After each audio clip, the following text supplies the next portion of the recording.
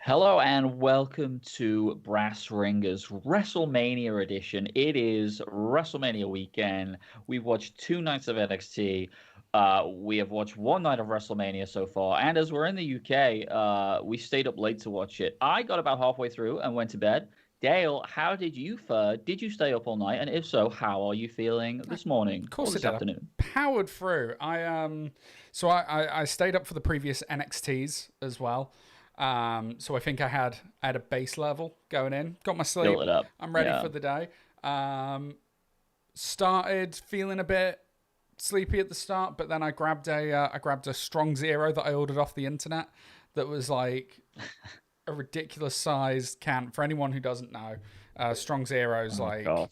cheap booze of Japan, but it tastes wonderful and is incredibly alcoholic. It's like drinking a Sprite. So I had one of those, and Yeah. there's so much sugar in it that it just powered me literally until the main event. And then by the time we got to the main event, I was just in at that point. So I fared Yeah. I fared really well. I didn't really flag. Pretty Tonight well. I'm more worried. Tonight I am more worried Yeah. because I actually have to be somewhere at 9 a.m. tomorrow. Yeah. So Yeah. we're gonna Well. we're gonna see how I'm doing by then. But how are you feeling, Mister Well Slept? Oh, I'm And feeling great. Yeah. I went to sleep at about 3 a.m. and then I got up at 9 and finished the rest of the show off. So it was the best thing because I was super looking forward to the main event and I didn't want to be sort of grossly tired whilst watching it. So it was the best thing for me. But anyway, so I mean, there's a lot to get through. There's a lot to talk about.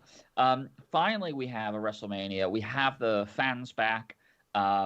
The show opens on a stage full of wrestlers and Vince McMahon because WWE will never miss the opportunity to pat themselves on the back. well, Um, before so we got to that point, so I yeah, watched the pre-show because I'm sad and I had nothing else to do at midnight. so did I. So did I, but I was more than willing to skip over it. Absolutely, you didn't need to watch it. But my favorite part by far, the first time we hear crowds again. And the first thing they do is Yeah, chant for CM Punk. And I'm just like, it's good yeah, to have of you course. back. You smarky, They're back. awful Yeah. people. Um, so they do this thing where they like Vince comes out, they pat themselves on the back, they're like, well, "Thank you, the fans." That all the wrestlers are sort of standing there, a lot of them visibly emotional and Hmm. happy to have fans back. Rhea Ripley's crying, Edge just looks like he's on cloud nine. And then we go into the national anthem. Like, how did you feel about this as a way to open the show? And at this point, are you like you crowded back? Like, how are you feeling before everything sort of turns to Well, chaos? I'm feeling good. I'm feeling good at this point. Part of me is like, why do we need all of the McMahon family up front and center? But at the same time, hearing Vince go, "Welcome to WrestleMania," is wonderful. The national anthem was something. I don't know who BB Rex is, but that was an outfit choice to sing the national anthem in. Very interesting. I dug the guitar solo in the middle of it though. And yeah, Yeah. seeing the guys all emotional, Rhea getting emotional as you said. Did you notice who was stood behind her in full gear? Behind who? Rhea. No. Jinder Mahal was just stood behind her in full gear, and by full gear I mean like he's just wearing trunks and boots, looking Yeah. incredible. But I was like, why? Yeah. He wasn't on the show. Why was he in full gear? Very strange. Well, neither was Rhea Ripley, and she's in full gear as well. That must have just been like Yeah, the but her advice that they'd gotten. or possibly they'd be doing photo shoots in the back whilst everyone's there. Get all your Yeah. photos done. So it could have just been that. Get it done Yeah. on night one. Maybe something like that. Yeah. But anyhow, I mean, yeah, fine. I mean, the objection I have to it is a kind of running theme throughout the show for me, but like, it's just that it sort of like dissipates some of the illusion. Like, you've got literally Sasha Banks standing like 2 meters away from Bianca Belair, and I feel like if you're booking fights, and you're trying to like hype them, like just Mm. don't do that. They're both Just smiling don't like cry. goofy idiots in the front row. And it's just like, well, you're supposed to be like getting ready for your fight, you know Mm. what I mean? They're all standing there like, we are I family. Like, I love just, it's, whilst everyone's doing that, you do have Roman Reigns just stood kind of off to the side in his full three-piece mob boss suit, just like, yep, it's good to be back. That's all you're but getting. anyway, it was what it was. It was what it was. And then we'd been Oh hearing man. rumblings that there was a storm passing over We've been Florida. We seeing the thought that there'd literal been sort of rumblings.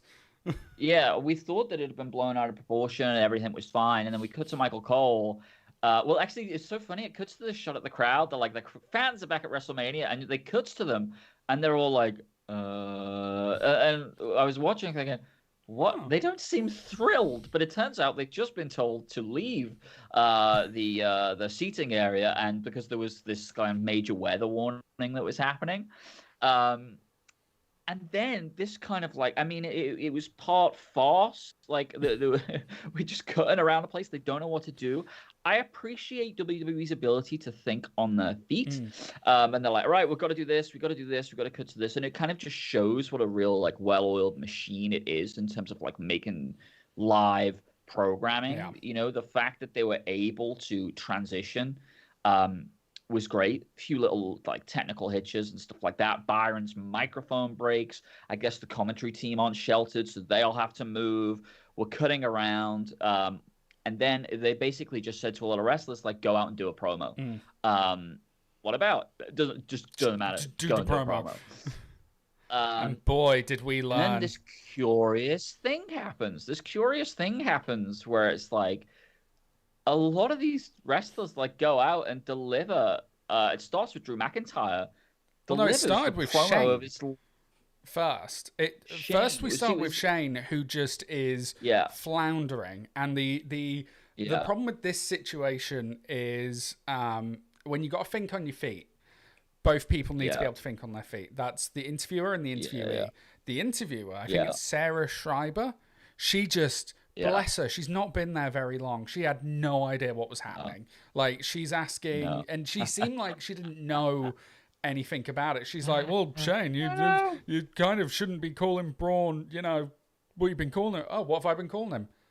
Dumb? You mean stupid. I've been calling him stupid. It's in all the packages. Everything I've said stupid. And then Shane doesn't really know what he's doing. He's saying, I don't even dislike Braun. I just like to have fun with him. And then it's Bobby Lashley comes in with MVP, and it all gets a bit awkward. And then Drew comes in, seeming visibly upset by the whole... I feel like Drew comes in and cuts the promo of his life. Like... He comes in and he's so passionate. He's so angry. And I felt the realism in it. I felt him like hyping himself up thinking, not again. This is not happening again. And he carries that like emotion into the match later on. But he just delivers this promo where I'm like, whoa, this guy has got it. And the New Day cut a great promo. Seth Rollins cuts a great promo. Before we just pass over Seth Rollins. So Kevin Owens does a really good one. And... Kevin Owens. Seth Rollins. I don't know who this Kevin Patrick is. He's another one who's not been with them very long on the interviewer side of things. He's great. It's very strange to hear an Irish accent coming out of one of the interviews. Normally it's very polished American. And Seth Rollins' interaction where he's like, Mike, it's Kevin. Mike. Kevin, we hyphenated it? Never mind. Your first WrestleMania, it's chaos round here. And I'm like, Seth seems to be having the time of his life with this character. I'm really enjoying it. He does such a good job with this promo. Like, he shone in this moment for me. He really, really did. Yeah. Well, and it kind of highlighted something for me, which was that, like, WWE... Stop scripting promos for people who don't need the promos scripted. There was like 4 guys here at least where it was like, don't ever script for them because they're better than you are.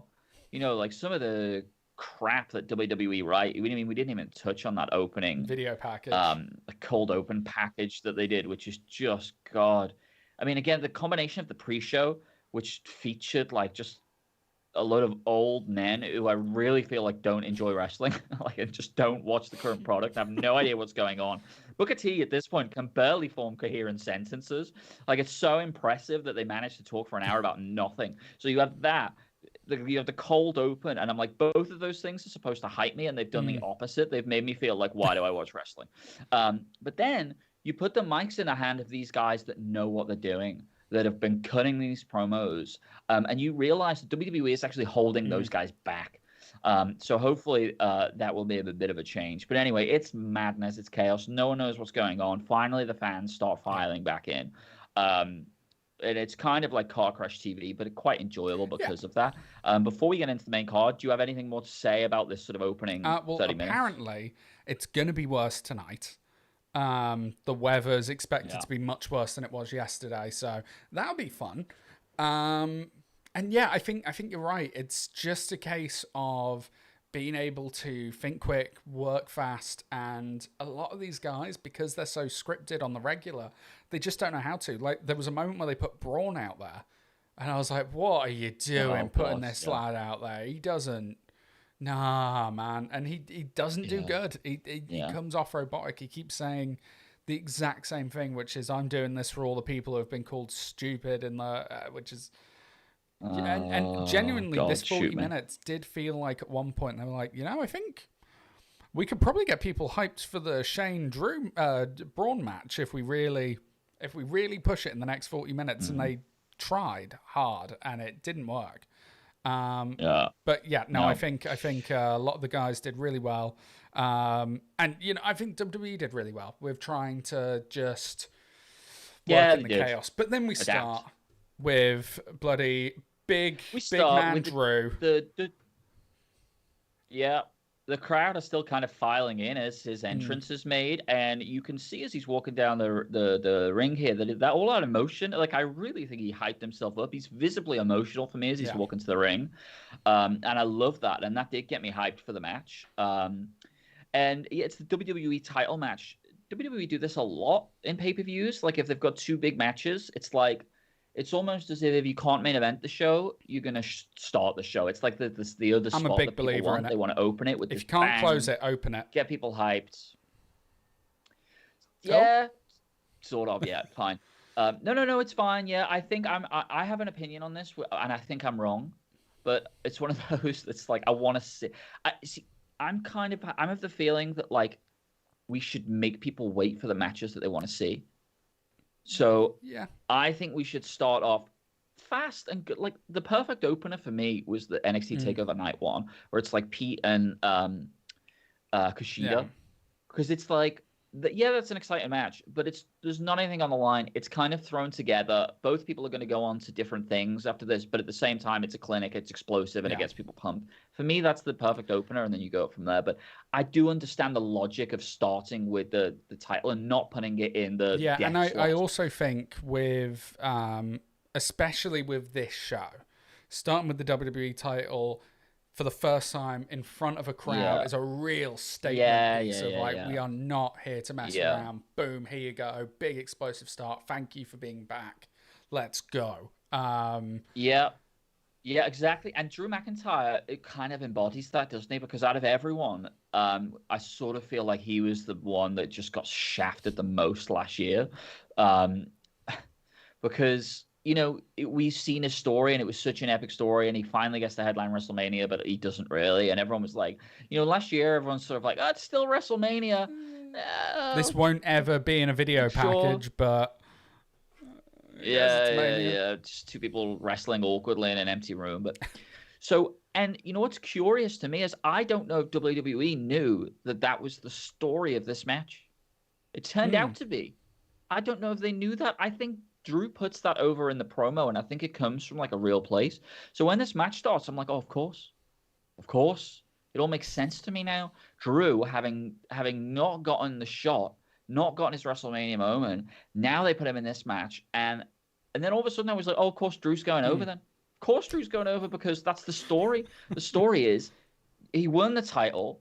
And then but it was, WrestleMania, and he deserved better. And now he's here. He gets another chance. And finally, he's going to raise that belt high. And then all of a sudden, I was like, of course, that's the story. And he's winning. And also worth noting on that, it's the first match back with fans. We're starting off hot. We've got this amazing storyline. Let's get everyone pumped. Let's get everyone in a good mood. Let's go, Drew. Come on. Yeah. But all right, so clearly it doesn't finish that way. But what did you think of the match? I enjoyed it. Much like going back to Walter and Ciampa, I like two really big lads just knocking clumps out of each other. And that's what this was. Very weird that this match was, 5 years ago, a TNA Impact main event, which is weird to think of. Yeah. That is weird, But I think they do a really good job here. There's a little bit of awkwardness with the finish. The finish essentially being Drew gets distracted by a, "Oi, mate," which is weird and very out of character. But before that, I thought these guys were working really good together. It almost felt like, and this is a running theme throughout the show, that the wrestlers were having to really readjust to call and response, essentially, of being like, I have to work a crowd again. I have to, pick up on what's working and go with that. But I up until the finish, I really enjoyed this match. It was just two big men beating several shades out of each other. And I'm always going to enjoy that. How about yourself? Yeah, I enjoyed it too. It had me because I'm invested in Drew. So I wanted him to win. And so the finish, I did, and him like, is he going to get out of it and all of that. So it had me. I thought it was a good match. Finish was done. Yeah, why would Drew get distracted by MVP in that moment? Like, it's just so stupid. Yeah. But other than that, it was a really good match, solid opener. And it's like one of those things where it was like, all right, the finish didn't go my way. But sometimes, there's a difference between the finish not going the way you want it and it being a bad call. Yes. Do you know what I mean? And it's like the finish didn't go. It remains to be seen whether it's a bad call or not, because Bobby Lashley's barely got his pants off in this championship reign. Despite Michael Cole saying at one point that this is the most dominant championship run he's ever seen. It's like, Cole, Drew basically just did a year. Month. And before him, it was Lesnar. Michael Cole is insane. But and I think he just says things all the time. But anyway, well, he also shouted, to be seen whether this was a bad call or not. Yeah, he also shouted right at the end of the match, "The Almighty Era has begun." And I was like, no, it began a month ago when he won the belt. A month ago, That's how that worked. The Almighty Era continues. Yes. But again, I think this goes back to everyone was a little off their game with this show, as we will touch on with the announcer Mike Rome in the next match, the Tag Team Turmoil match. So we go to the Tag Team Turmoil match, which is a match that I just did not care about at all going in. It's sort of cobbled together. These people who are just not tag teams are thrown together. We have like Mandy Rose and Dana Brooke. We have Lana with Naomi. We have Natalya and the other Tamina. one, Carmella. Natalya and Tamina. Yeah, Carmella and Billie Kay. There's only one tag team in there, and it showed. Right. And that's the Riot Squad. Yeah. So this is this is this match. It's sort of cobbled together. We want to do something. We want to get a lot of women on the show, and this is what we end up with. How did you feel about this match going in? And then what did the match do to sort of live up to or surpass your expectations? I mean, going in, fall short of them. Going in, I was like, this match will be fun. It's just going to be fun. There was the little part in the back of my brain that was like, listen, Io Shirai is wrapping up her time in NXT. We've got a giant pirate ship here. Like, last entrant, maybe make it like a Io Shirai Kairi Sane reunion. That would be nice. And so I had that in the back of my head, which is unfair because that's me doing that, not them. That's you doing that. Yeah, it's my unreal expectations. So sad. Yeah, it's so sad that Kyrie is never got a pirate ship themed WrestleMania. Yeah, it's crazy. But so I went into this thinking it'll be fun. Yeah. I kind of knew, like, from watching SmackDown this week, I was like, Tamina and Natalya are winning. Because this is that weird time of year. And I don't know if you've noticed this, but every WrestleMania season for like the last 4 years, it feels like someone in the office goes, should we try Tamina again? Should we just give it a go? See if we can make Tamina a thing. And it never works, unfortunately. Although I will say I do like her gear a lot more this time round than her last few years of mum dropping off her kids at school wrestling gear. Yeah. Yeah, I enjoyed this match for what it was. It wasn't anything mind blowing. It was just a bit of fun. I think the Riot Squad, it's a travesty they've not been the tag team champions yet, seeing as how they're literally the only actual tag team other than the Iconics, who aren't a team anymore. Yeah. Yeah. You know, they have all the tag team moves. They do all the tag team offense, which is really fun. Other than that, you know, I feel bad for Naomi because I feel like she should be doing something a bit more than this. I think Mandy Rose and Dana Brooke I understand why they're a tag team. I get why you've put them together. I don't know whether that's a good or a bad thing. Time will tell, maybe, or not. They'll probably get forgotten about by next week. Billy Kay, I always find entertaining.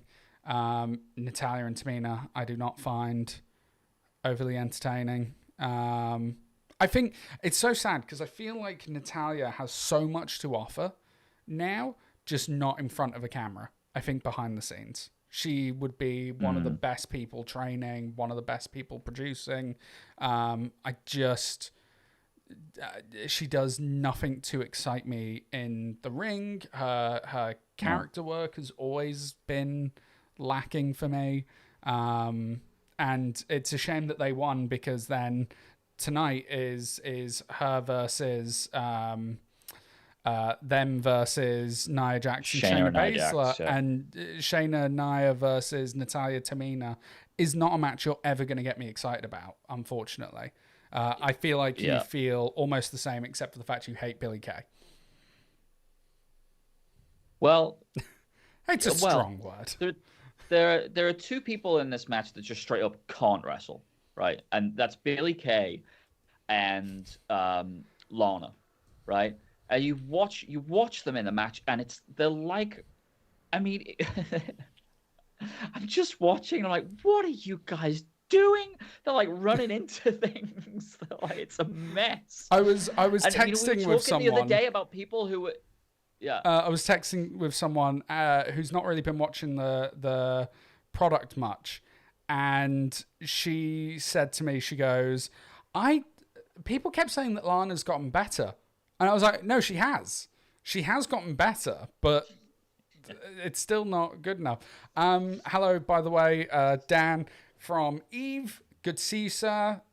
Did we watch SmackDown? Yes, we did, which is why we already knew that Natalia and Tamina were, or I knew that they were winning this match. But yeah, no, they're not. So anyway, just to carry on, I wasn't excited about this match at all. Match starts, and like I said, people in this match that just straight up can't wrestle and have been there for years and have just never gotten any better. Dana Brooke and Mandy Rose come out in these ridiculous outfits and this bleach blonde hair, and I'm like, I dig it. It was like, it's weird, but I dig it. I'm into it. I feel like I know Dana now has a tattoo that I shouldn't know she has. I don't know if you saw that. It was such but I was like, I feel like I should have bought her a drink first. Yeah. But the thing is, when the match started, it got me excited about the Riot Squad. I was like, I get it. They were amazing. Yeah. I get it. They were really good, and I was like, it shows that they're the best tag team. They're both great in the ring. Like, they've come on so much improvement for both of them. And I was like, I get it. This match is to put the Riot Squad over. And Tamina and Natalia are going to be like those heels that they build up, and you think they're going to win, but the baby faces are going to prevail. And then you're going to have a match on Mania Night 2 that you can really buy into with the plucky baby faces and the mean heels. The injured and it's a great faces. Dynamic. Yeah, they're injured, and it's going to steal. It could steal the show. Like, I get it. And then Natalia and Tamina win. And I'm just like, do you know what? This nepotism in WWE is out of control. Like, Natalia wrestles in slow motion at this point. I mean, she was all right. She was quite good. Maybe one of the best women that they had 5 or 6 years ago. But now, number one, she's older and heavier, and number two, she the other women have just surpassed her so much. You know, she was the standard, you know, but now the standard is so much higher that it just doesn't work. And like you said, she's not engaging on the mic. And then Tamina, I, I Every year, they just it try and blows make my her a thing. mind. And it's just nepotism. It's nothing more than nepotism. And you know, the first one I was like, yeah, it didn't go my way, but whatever. They're gonna do something with Bobby Lashley, fine. This one, it was just straight up the wrong decision, and it harms the product. Who on God's green earth wants to see Natalya and Tamina wrestle Nia and Shayna? There's no dynamic there whatsoever. Who is that match Well, for? apparently it's for Except for Natalya. Eve Dan, who says, I think the right people won personally. Which I would love to know why you think that, because I don't get it. Also, hello, Danny Evans in the chat, who says, I just love watching Lana, wrestling or not. Doesn't really bother me. So, okay, she's got her fans, and I'm happy for her. Well, yeah, I guess we're going to move on now. But Dan, do let us know, because it blows my mind. I just cannot understand it. It creates no dynamic for tomorrow. I just don't understand how we can be excited for that very funny match. moment again last night while I was texting. It's the last thing I'll say on it. And the person I was texting, she said, oh, great, the two talented wrestlers are about to get squashed by nepotism. And it's as Natalya's going for the sharpshooter, and then she decides not to. She's like, oh, no, Tamina, get up there. And I text her back being like, oh, I think maybe not. Oh, no, wait, never mind. Yeah, sorry about that. No, just not only that, but Tamina gets the pin. Like, crazy, mental. Right, we're going to move on. The next match was one of the matches that you look at on the card. You always look at these matches on the card, and you're like, oh, this could be the show stealer. Yeah. And Cesaro and Seth Rollins is that match, right? You think if these guys get time, they get to tell a story, this is going to steal the show. They come out, as we said, Seth cuts that great promo early on. Haven't seen much from Cesaro. We get the entrances. Both Cesaro. The eternal problem with Cesaro is never his in-ring stuff. Like, he comes out, he's got this like cyber thing going on, and I'm like, what is this? Like, I don't get it. The package never coheres for me. But nevertheless, they both come out, both look great. What did you think of Cesaro, Seth Rollins? So first of all, Seth Rollins has new theme music. I quite liked it. It feels like a bit more of a remix of the Burn It Down one, which he got rid of to go with the Messiah one. Then he brought it back, and now he's got a new one. So I dig that just off the bat. This is the first match, with the exception of the Royal Rumble, I'm going to say. This is the first match in over a year where I was up. I was in every near fall, everything that was happening in the ring, I was just there for, and it was so exciting for me. Like, it was one of those moments where I was like, oh yeah, this is why I love wrestling. Watching these two guys go at it. There are such slick counters going on. You know, I think at one point Cesaro's gone for the swing 4 times, and each time Seth Rollins has found something else to just like get out of there. You know, which is always fun to watch. Cesaro's got these amazing big power moves he's doing where he's like just chucking Seth up and hitting him with uppercuts. And this match was clearly built. We've got some serious analysis going on that tag team match, so we're going to come back to that in just a second. You've got some amazing just incredible action. The corkscrew frog splash that Seth just, here's crazy. A new move I'm doing. You know, I saw someone online who said Seth Rollins just watches New Japan and then does New Japan stuff, not as good as New Japan. And I disagree with that. Yeah. I don't think that that's right at all. Yeah. But he does pull out some New Japan-y stuff. Like I love the runs at him with the kick, and Cesaro ducks it, so he just stops and hits him with the back kick. Yeah. I love all of that. Kind of big elbow moves, big forearms thrown. He's so good, Seth Rollins. Yeah. Cesaro is brilliant. I think the right person won this match, and yet both of them come out looking amazing. It just gives Yeah, Cesaro they that both. little edge. Yeah, this is one of those. Cesaro, of course, had to win. I mean, it just doesn't hurt Seth Rollins to lose a match like this. It was. I mean, it was great. I mean, there were just so many slick transitions and moves, and just being like, oh my Yeah. god, these two guys are great. I will say the one thing I have is this could have been like legendary 5-star match if it had just been booked a bit better. If we'd have put more into it. One of the things that this match didn't have, which is what it didn't have that intensity of that rivalry. You weren't looking at these guys from opposite sides of the ring and thinking, "Oh my god, when these two guys touch, like when this goes off, this is going to be crazy." Like you didn't feel that tension. It felt like one of the best like 20-minute exhibition matches I've ever seen. Do you know what I mean? But like we don't seem to have those matches at Mania anymore where it's like, no, this is going to go half an hour. We're going to tell a fucking story. It's going to be, it's going to go down as a legendary match. But it could have been. So I want to see more of this. I want to see more of these two. I want to see them wrestle longer matches. I want to see the rivalry get more intense.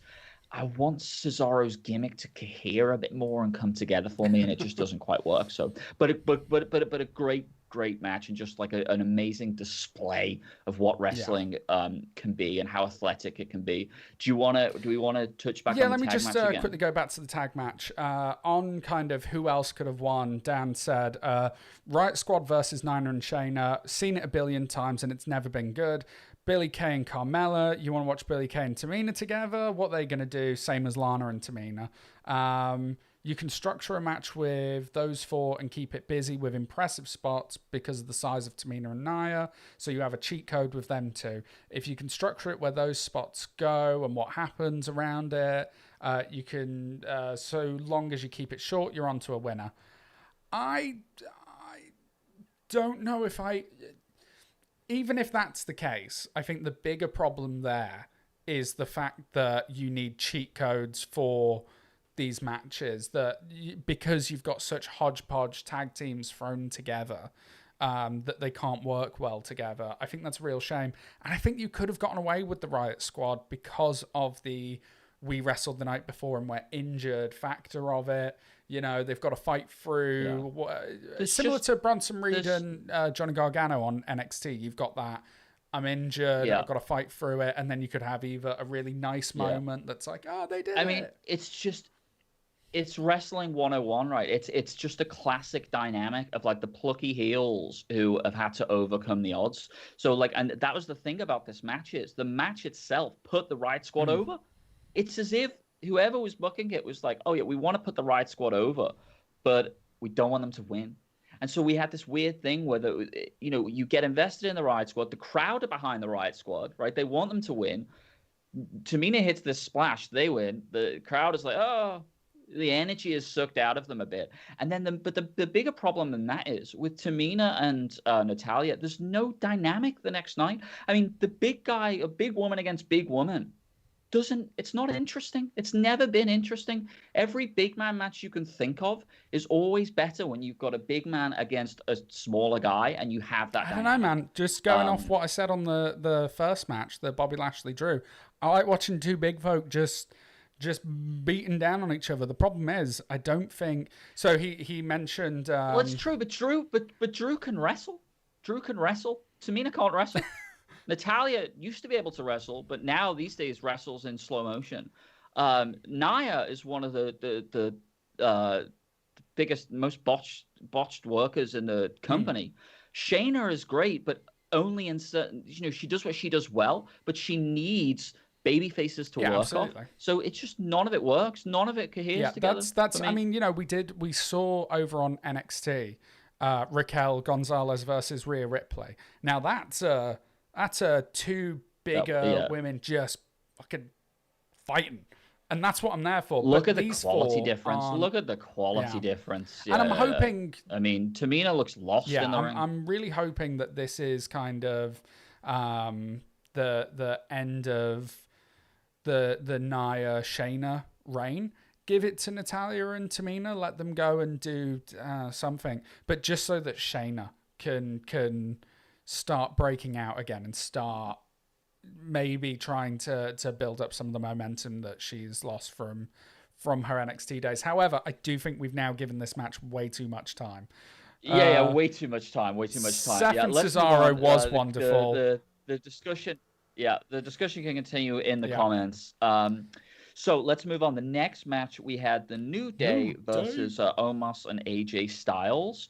Again, not a match I'm particularly excited for. I love the New Day. I think at this point there's an argument that the New Day are the best tag team ever. Talk about that another time, but there's definitely an argument that they are up there as one of the all-time greats at this point. The whole gimmick around this match is how is Omos going to be in the ring? What's going to happen when he finally gets in? I had a sneaky suspicion it was going to be a sort of Great Khali sort of deal. See whether you think that was the case. But what do you think of this match? What did you think of this result? What did you think of Omos? So I really enjoyed this match. I thought that I do think the New Day are one of the greatest tag teams ever. They're so good. And what I loved about this match is, well, I'll say first, one of the things I didn't like about the match is they repeat this spot in the Bad Bunny Damian Priest match, which is saying to the smaller guy, "Oh, what? You don't want to get in the ring and tangle with me?" Oh, and the smaller guy then takes the bait and starts the match. However, I loved it in this match because you got this amazing. I've never seen because tag matches are very formulaic, right? Two people start. Yeah. The heel team gets the tags. They beat down on them. Eventually, the good guy gets the hot tag. This is the exact same, just flipped. So it's the good guys cutting off the ring, and I really liked that. I loved Xavier's shit talk towards AJ, where he's just like, this is effectively cutting the ring in half. That's what we're doing right now. And we can do that because we're the best. I loved all of that. That was great. Yeah. You know, I'm so confident. It's amazing. And then that moment where he's on the top rope and AJ's gotten free and they're just looking at each other and he's like, don't you dare get that tag. And he does. And almost comes in, who is so it's very bizarre to see someone of that size. You know, when you think of someone that size, you think of someone like the Big Show or someone like the Great Khali, who are, you know, they're born with, they're able to do incredible things, but essentially it is a form of illness, as it were. You know, in the case of the Great Khali, his mouth seems like it's too big for his teeth, or you know, his knees seem really weak. Same with the Big Show, like, you know, it all seems kind of like he's grown in different proportions almost. And so whilst it's super impressive to see, you know, over time they're going to feel this pain. Omos is just a giant. He's just a regular shaped man who's 7'3". A proportional giant. He's like perfectly proportional. He just looks like a man who is 7'3", which is terrifying. Like, you don't even notice how big he is until he stood next to someone. Seeing him next to AJ Styles, they look like different species of human being. Like, they don't look like they should have been born the same way. Like, it doesn't make any sense. So. That we can have such variety in humans. And he gets in and he does exactly what he's supposed to do, which is, you know, smack. Stand there while the New Day bounce off him. Which I loved because, like, at one point, like, I think Kofi hits him with a drop kick that just does nothing. It does absolutely nothing, and I love it.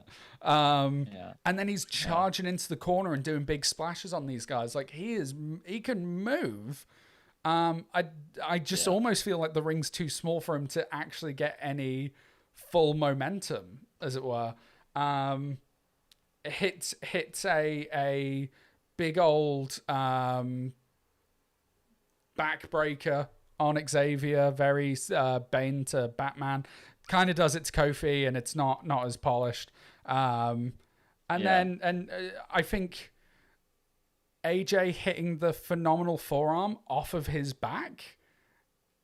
Yeah, it's cool. Is a cool spot. It's great. And then he gets the win with that's the only bit I didn't like. He gets the win with the 1 foot pin. But what I Yeah. did like about it was the fact that AJ told him to do it. Like, he's just kind of stood there Yeah. like, well, He's like the yeah, he's coordinator. like, Yeah. I've beaten them now. And then AJ's like 1 foot, and he's like, okay, boop. I quite Yeah. like that. Dan in the comments says this tag match was shockingly bad. Like, made New Day look like cowards. Kofi overcame all the odds to win the WWE title 2 years ago at Mania. Now he's scared. Hell of a baby face. I'd be terrified as well. This man's Yeah. massive. Yeah, I gotta disagree as well. Like, I think like he's such a like enormous dude, and like I get it. Like, I get the dynamic of the match. It's like I don't think it means that you're like a coward if you don't want to go against like someone who's It twice your means you're size and smart, twice your surely. weight. Yeah. So it worked for me as well, and I liked. I mean, it's the match isn't setting anything on No. fire. I mean, it was fine. The New Day did their thing, like you said. It was fun. It was unusual. Omos steps into the ring. The New Day bounce off him for a bit, and then he gets like the 1 foot pin. It is what it is. I mean, the tag division is crap Yeah. anyway, so it's something new, right? And it what it does is it allows you to ask the question going forward: who can deal with Omos, right? How are they going to do it? How are they going to get over someone so dominant? So it just sets up ideas and things that they can do for the future.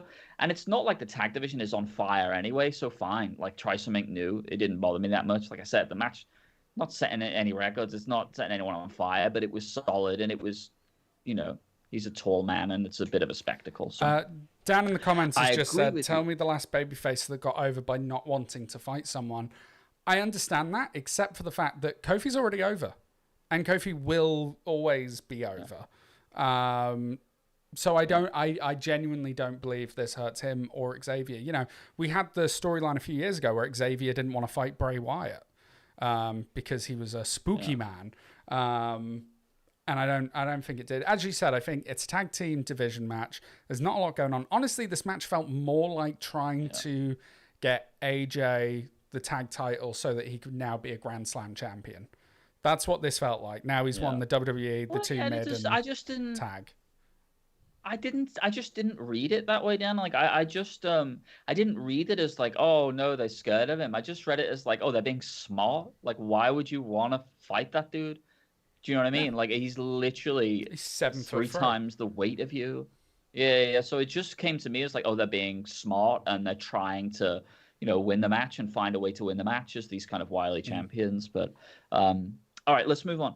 The next one was Braun Strowman versus Shane McMahon. Literally the death spot This of is the night. another match. This was another match where I was just like, it's just sort of thrown together to give these guys something to do. I don't like steel cage matches anyway. I hate the kind of thing where you can just like walk out the door. Like, it's so hard to suspend my disbelief with the steel cage match. But we go in. We know that Shane's going to do a crazy spot. Braun Strowman tried to. I don't even know if this was the plan originally, but Braun Strowman is trying to like turn this into like an anti-bullying thing, and it just makes me roll my eyes. Like, it just makes me go, oh God. And ironically, it's just kind of stupid, kind of stupid. But what did you think of the match? It wasn't that long. It was pretty much a sprint. I think it was over quite quickly. Some interference and whatnot. How did you feel about the thing overall? It didn't overstay its welcome. Yeah. Shane did some crazy things. Braun threw him off the top of the cage. That looked cool. He also ripped open the cage. That kind of looked cool. Don't know why they're hanging toolboxes from the top of the cage. It's weird. It was one of those matches where I was like, this is actually the only second steel cage match at WrestleMania. The other one being Hogan and Bundy. Yeah. It was a match. It didn't overstay its welcome, which is the best thing I can say about it. And Shane doing the insane flip off the top. Like, he could have just fallen, but he's like, I'm a throwing a flip. And I'm like, I don't particularly understand why Shane feels the need to do a WrestleMania, but it's his dad's company, and as we've already pointed out, nepotism wins, so he gets his match. And it's part of that thing at WrestleMania. It's like you put Shane McMahon in a match. It's like, what You crazy know he's shit's going he to do gonna do? something So crazy. you get eyes on Yeah. it. You get eyes on it just because Yeah. of that. It's not for me either. I don't like cage matches. I hated the storyline. It just made me roll my eyes and cringe. Yeah, you're right. There's some fun spots in the match, but it was like overall, I could have done without it, to be honest. But there we are. And that's about all the time Anything else to I add before we think move that on? match deserves. Same. Okay, next one. So the next match is the WrestleMania celebrity match. You've got Bad Bunny and Damian Priest against The Miz and John Morrison. So yeah, they've been building to this for a while. There was one horrible moment between the Royal Rumble and WrestleMania where we thought it might be Bad Bunny versus The Miz for the WWE title. Horrible moment Thank for God you. that wasn't the case. Yeah. Thank God that wasn't the case. So the whole thing is that The Miz fancies himself a star, right? And here comes Bad Bunny, and The Miz is jealous, and then there's this feud. Damian Priest is there for some reason, and then this is the match that we end up with. It's not for the titles or anything. It's just a straight up tag team match. This is like celebrity showcase.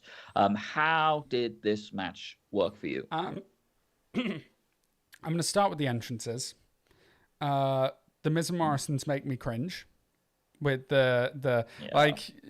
I think that's the point, though. It is the point. It is, but it still doesn't. I mean, that's the reaction they get from me is cringe, and I don't know if that's that's one of those that like if Aoife was to walk into the room whilst that's on, I've got no explanation for why there's a bunch of dudes dressed in bunny rabbit suits bouncing in the ring. Which also, those lads were all NXT lads who got the call. Like we need you for the special entrance, and they're like, oh, what have we got?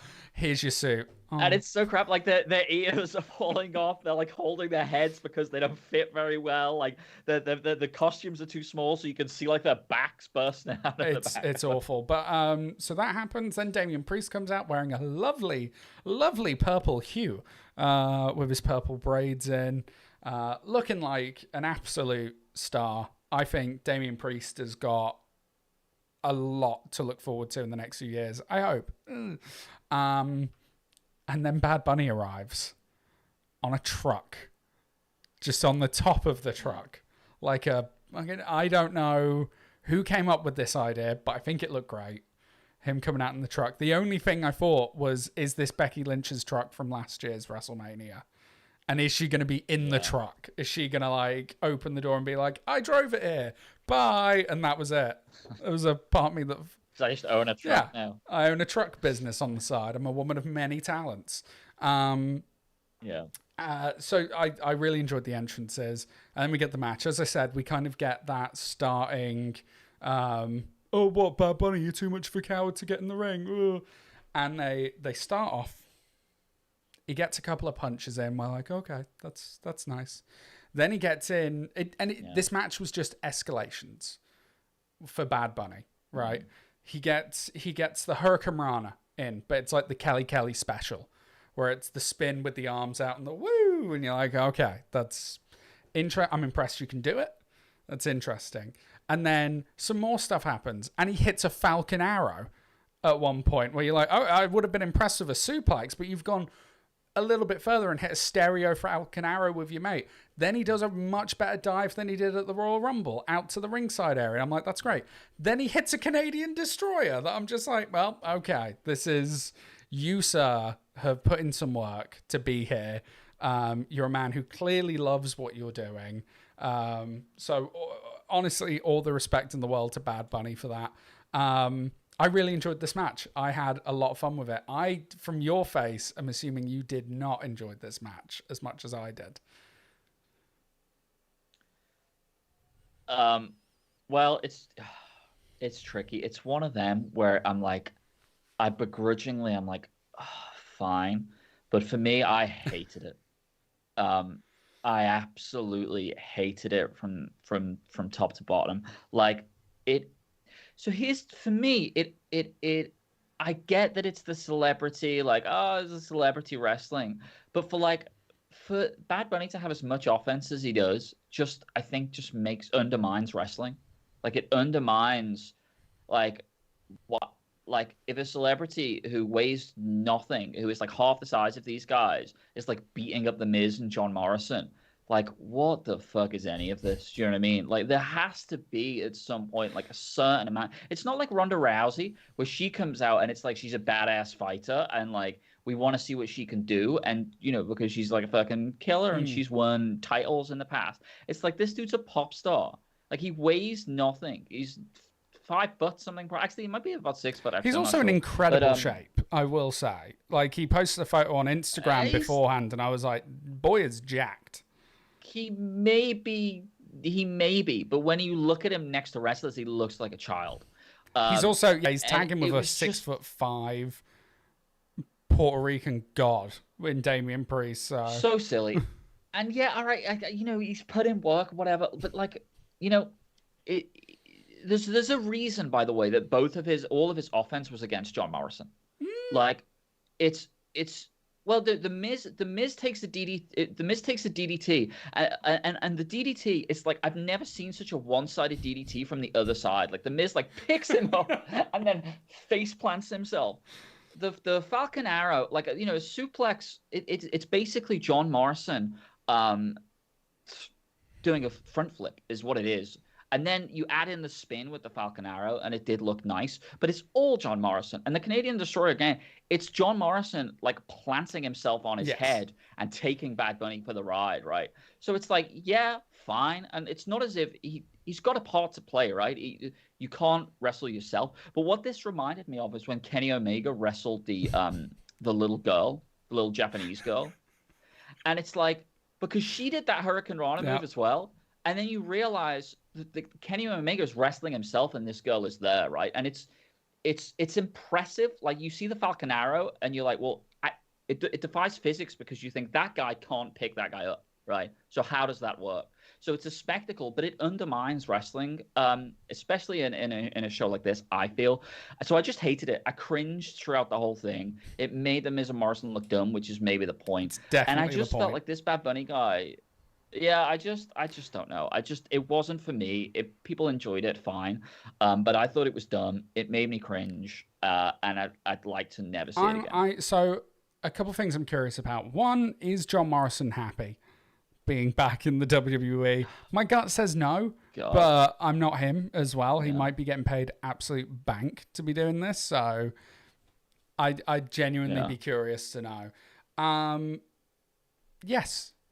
Does it undermine the ability of wrestling? I think maybe. There was a moment where I was like, I feel like this is the don't try it at home anti-campaign. Because I'm sat at home being like, I mean, if he can do it. If he could do it, yeah, exactly. Maybe I could do a Canadian Destroyer on someone.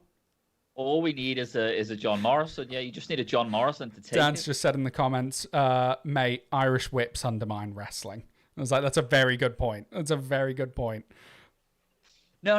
It's because the thing is, as wrestling fans, we forgive. We accept a lot of things as fact, right? So one of the things is like the Irish whip. We were talking the other day about the olden days when people used to get someone in a sleeper hold and you used to go like 1, 2, 3. It's dumb. I think it's dumb. It doesn't make any sense. But if you do it often enough, like you just accept that's. So what you're saying is Bad Bunny needs to go on a run now. Can't just be a one-off. He needs to, from now until SummerSlam, and then it's Bobby Lashley, Bad Bunny, SummerSlam for the title. Well, the whole thing about wrestling just needs to change. Then why would we ever say like, oh, it's the monster? How is Shane McMahon? Because the thing is, if the physics don't matter here, it doesn't matter in any match. Do you know what I mean? It's like. It's just not consistent. I think if it's consistent, I'm fine with it. I think I'm A-okay with this being a WrestleMania thing.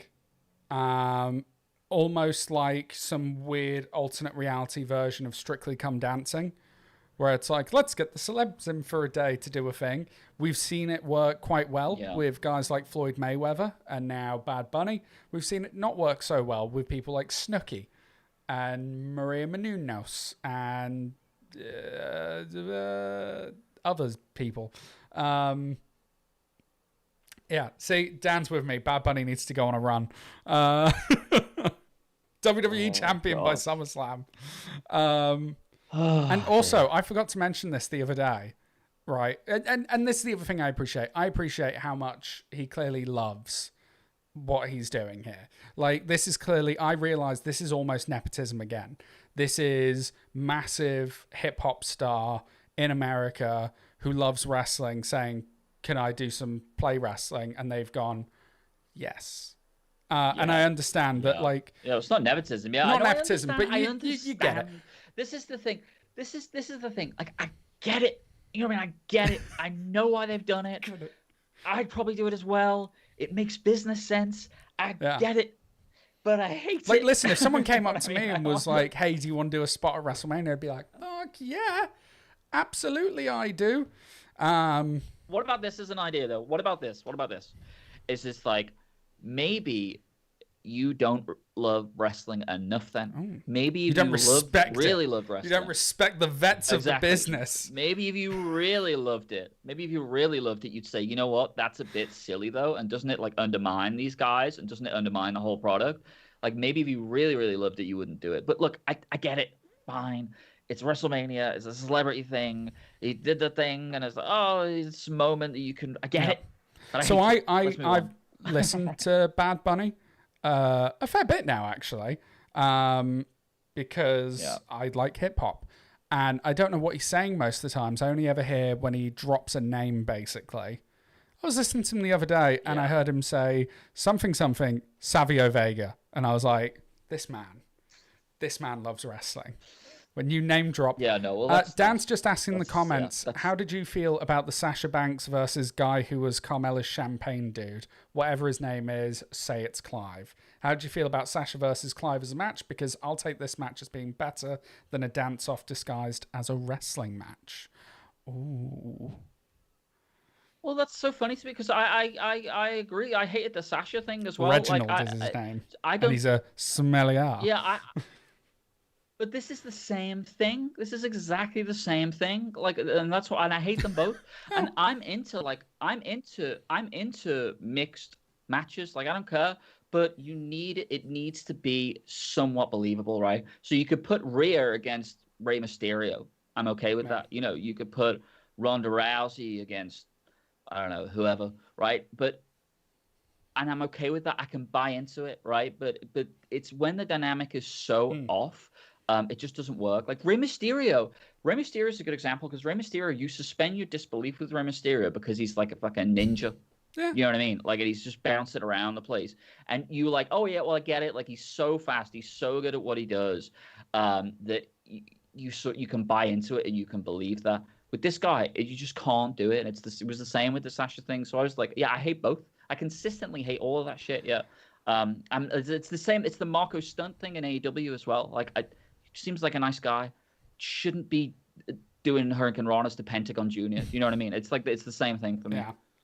And something else to note, Dan's mentioned here, but something I did think during this match, with it being in Florida, in Tampa, you've got such a massive Hispanic population there, massive Puerto Rican. Yeah, I get it. This was by far for the crowd the hottest match of the night. Yeah, they were unglued for this, and I think that helped as well.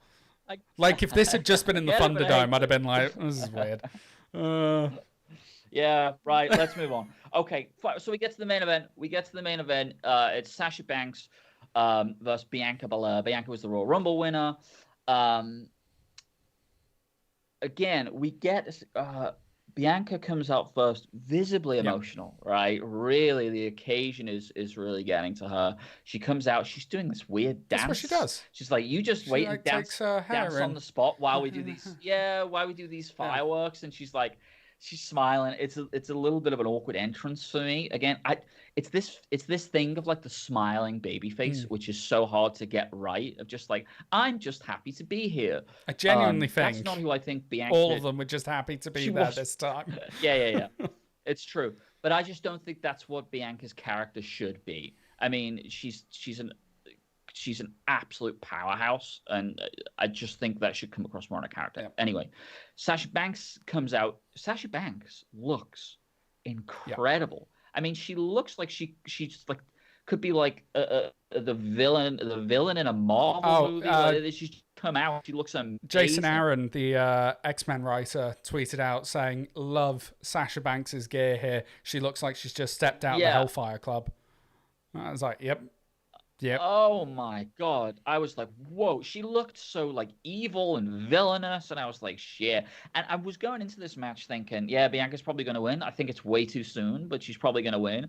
Um, then when they both did their entrances, I was like, oh, it's not just too soon. It's a mistake. It's the wrong person because the occasion is getting to Bianca here. She's forgetting about the match. She's so happy to be here. She's forgetting about that you need to sell the intensity. You need to sell like, no, I'm in fight mode. This is so much of WWE main roster feels like this to me. Like they're not booking this stuff as if it's two people who are like, no, I'm going out to have a fight. Do you know what I mean? You know, if you're walking out and you're gonna fight with someone, you need to be like here, cry after the match, show the emotion after the match. You need to be like here, like, no, I'm in fight mode. I'm gonna fight to the death and I'm gonna win. And you just don't feel that in any of these matches. The only match over all the matches we've seen so far where you felt that was the Walter Ciampa match. Do you think this is when WWE 24's fault? Because we've seen so much of them behind the scenes, like hugging and being happy and breaking down after a match and all that they're like, well, let's go for it. No, I don't think so. I don't think so. Because if you look at something like the UFC, and we'll get into the match in a second, but if you look at something like the UFC, you know, you see these guys being friendly. You see like Conor McGregor and Dustin Poirier being like, yeah, you're a nice guy. Good luck with your business. I've donated to your charity. But when they come out and they're staring at each other from across the ring, it's business. Yeah. It's business. And you need to feel that. And I didn't feel that. And then I just felt like, God, Sasha looks like such an evil star here, and I just want her to win and go like full supervillain mode. But anyway, then the match starts, and they have the match. They get quite a bit of time. They get about 20 to 25 minutes, I think. Main event at WrestleMania, night one. Did this live up to the hype? Should it have been the main event? Did it live up to the hype? I think so. But I think that's more because there wasn't much hype going in. So I think, this wasn't very well built up. Both this match and the Raw Women's title have done the exact same storyline, which is we're going to put them in a tag team. Can they coexist? No, they can't. Which is lazy. It's so lazy to be doing that. And a real shame because I think you could have built a great rivalry between these two over... respect and how Sasha's paved the way for Bianca to come in, and she's come in with all this confidence. Well, don't forget who the boss is, and I do really like the boss versus EST dynamic. I think I don't know how you feel about it, but I genuinely think once it finally clicked what EST of WWE meant, I genuinely think it's one of the best nicknames on the roster at the moment. I think the match was fantastic. I really enjoyed it. It kept me engaged throughout. I liked Sasha constantly using the hair against Bianca, and whether it was pulling her into the ring post or hitting her with a submission. Yeah, the hair was a big part. Played a big part, and I love that. Then it paid off in the end when I think Bianca shot Sasha based on the noise that I heard. Oh my God, that disgusting. Was insane, and by the way, that's Sasha Banks. That's Sasha Banks going, I want you to hit me as hard as you can hit me. I don't know if you saw, did you see once she rolled out the ring, just the cut going across the side of her? Awful. It was awful. Horrific. Yeah, absolutely awful.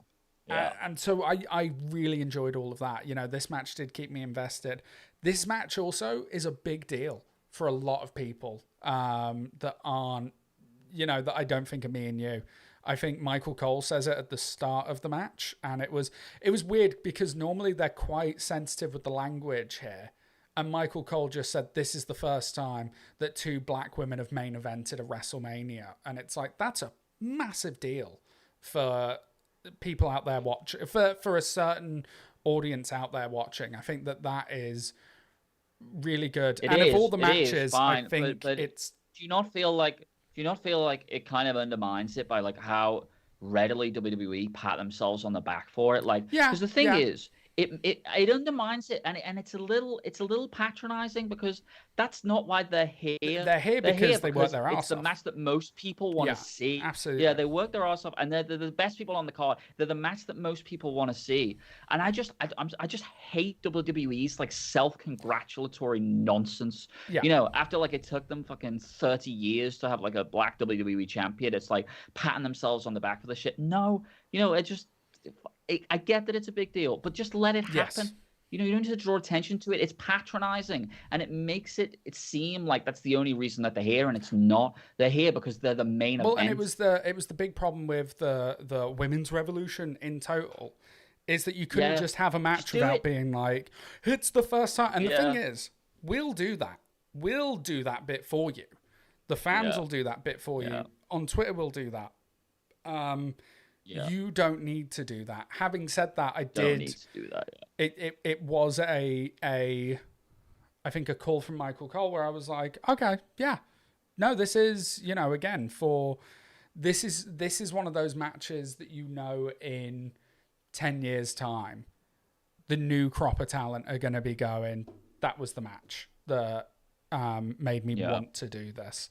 Um, yeah, I think that this was the rightful main event because obviously it's between this or Drew and Bobby, and this is definitely the rightful main yeah, event. The same way that tonight it's either Rhea and Asuka or the triple threat match, and we're not even questioning which one's main eventing. It's the triple threat match.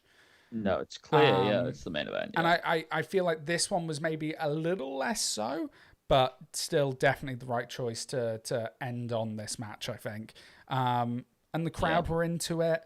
I think this is something else yeah, with WrestleMania being a little bit shorter in terms of yeah, one night, as the crowd was still hyped for it instead of just being burnt out, which was yeah. the problem with the last when they did the triple threat match between Becky, Ronda, and Charlotte, and the crowd were just like, yeah, woo, because they were Yeah. so tired.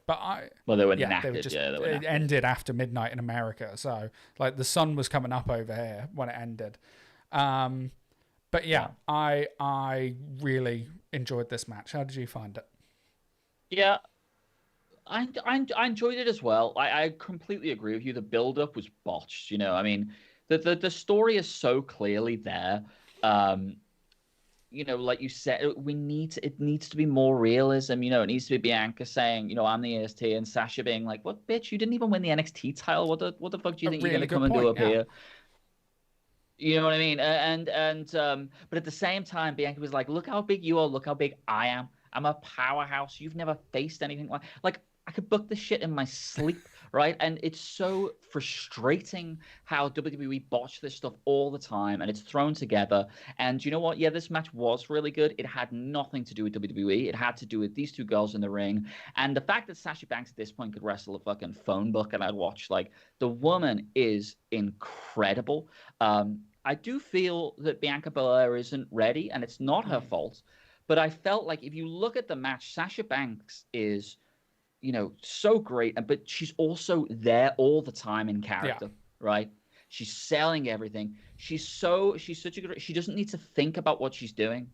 You look at Bianca, and it's like you can see on her face. All right, now it's this spot, right? All right, now I'm doing this, and it's like she's pulling it off, but she's not in the moment, and that's the Mm. difference, right? That's the difference between how you sell a match to anyone and how you like really put both people over, and just sort of doing the moves, right? And Bianca Belair can do amazing things, and she did in this match, but I didn't feel her like in that moment, right? I didn't feel like she's fighting for her life. I feel like she was super nervous, and she was emotional, and I get it, and I want to see where she goes. And she's a star, of course, she's a star. I don't think she's there yet, but so a lot of the times what happens is when they get the title, they get that confidence. They're like, "Yeah, I'm the Yeah. champ," and then they start to build from there. So I'm hoping that we see Yeah. that. Um, but yeah, it's unfortunately like a botched build-up, like a lot of this stuff is, but a really solid match with great moments, really Yeah. enjoyable. Sasha just Well, because I amazing. will. Such a shame that Sasha can't Yeah, talk, I will say because she'd like be, if Sasha could talk, she'd be like, beyond. maybe the Yeah. best wrestler in the world. Yeah. I there's a really nice spot in this match that I want to talk about with the stomp in the corner. So it's the convoluted spot where the person has to hold themselves up to get stomped. And Bianca does that, and she goes to the stomp, and she goes flat to miss it. Moves, and then while she's flat, Sasha runs in for the meteor, and she pulls herself back up to miss it. And I was like, I love that. That to me is the character of Bianca, is just being a little bit smartest, fastest, all of that. So I really, I think, as you said, I do hope that her having the title is going to be that launch pad, because she's someone whose entire career we've seen pretty much every match of Bianca Belair's unfold in front of us. She didn't come from independent wrestling. She's a proper PC recruit turned wrestler. So oh god, and she's come so far in ring, right? She's come so far in ring. She's able to have these really good matches. It's the rest of it that hasn't quite caught up. But it's all there. I'm hoping the belt gives her that confidence and that intensity that she needs to really go to that next level. Dan in comments just says, where are we? Sasha Banks looked phenomenal. She looked like a superstar. I watched it with a whole bunch of wrestlers, including very high-profile ones, and we were all on the same page as to our thoughts on the match storytelling and structure and choreography. All right, look at you, hanging out with the high-profile wrestlers. Thanks for the invite. So rude. But it's proof that expectations have shifted. No problem with it as the main event. Enjoyed it far more than Lashley versus Drew, which Dan thought went 12 minutes too long. They also had a lot of fake crowd noise in this match. I didn't notice that, but also it was almost 5 a.m. here, so I'm so used to it. But the crowd were into it way more than Becky Lynch main by a long way, and yes, that is absolutely true. And I think that's down to part of it is the time more so than the match, because the build up to that match was next level. It's way better. Even though Charlotte got injected into it when she probably shouldn't have been, but still it was next level. And I really enjoyed that. But it's like all of that work is done beforehand, right? So it's like you can tell how well the match has been booked by how it feels when these guys are standing across the ring from each other before the bell's gone, right? The Rock and Austin come out WrestleMania, and before these guys even touch, you've got goosebumps, right? Because the work has been done. And it was the same with the Lynch, Rousey, Charlotte thing. It's like when those girls were standing across the ring from each other, like you felt it. In this, you didn't. But they managed to put on a great match regardless. So, well, also, sorry, just before... Sorry, I know you're wrapping it up. But Sasha's now 0-6 at WrestleMania. She has the reverse Undertaker streak going on. She won't care. I don't think she'll care about that. I don't think so. And you could tell.